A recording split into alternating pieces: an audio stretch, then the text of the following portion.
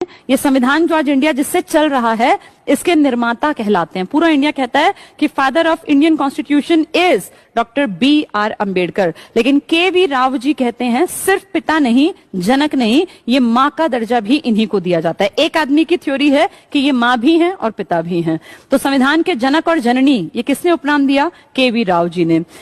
तो अंबेडकर जी पहले बंबई से लड़े, हारे, फिर ये लड़े बंगाल की सीट से जीते, लेकिन वो एरिया कट गया जिससे ये जीते थे। तो फिर संविधान सभा में उथल पुथल मची कि अब क्या होगा क्या होगा, क्योंकि अब तक सबकी समझ में आ गया था कि अंबेडकर के बिना संविधान बन नहीं सकता। अंबेडकर जान है कम्युनिटीज की, और अंबेडकर देश के समाज के विकास के लिए काम करने वाले लोगों में से हैं, तो इनको मेंबर तो बनाना पड़ेगा। अब ये दबाव आया कि भाई मेंबर बनाओ कहीं ना कहीं से, चाहे कुछ हो, अंबेडकर के बिना संविधान लिखा नहीं जा सकता। तो अंबेडकर जी ने चुनाव में चुने जाने के लिए बंबई से अपना नाम दिया। और मैं आपको सच्चाई बताऊं, ये क्योंकि सोशल प्लेटफॉर्म है, मैं खुल के उतना नहीं बता पाऊंगी, लेकिन आपको हिंट दे देती हूं।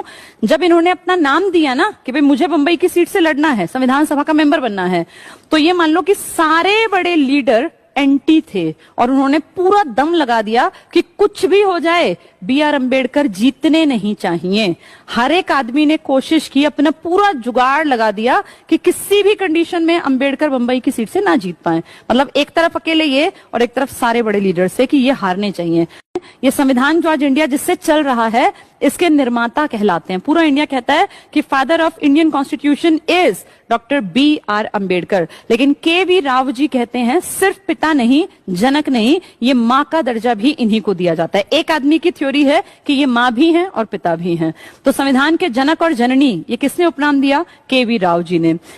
तो अंबेडकर जी पहले बंबई से लड़े, हारे, फिर ये लड़े बंगाल की सीट से जीते, लेकिन वो एरिया कट गया जिससे ये जीते थे।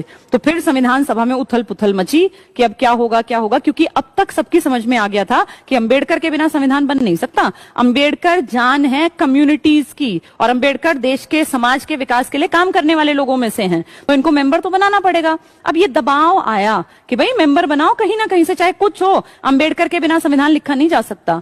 तो अंबेडकर जी ने चुनाव में चुने जाने के लिए बंबई से अपना नाम दिया। और मैं आपको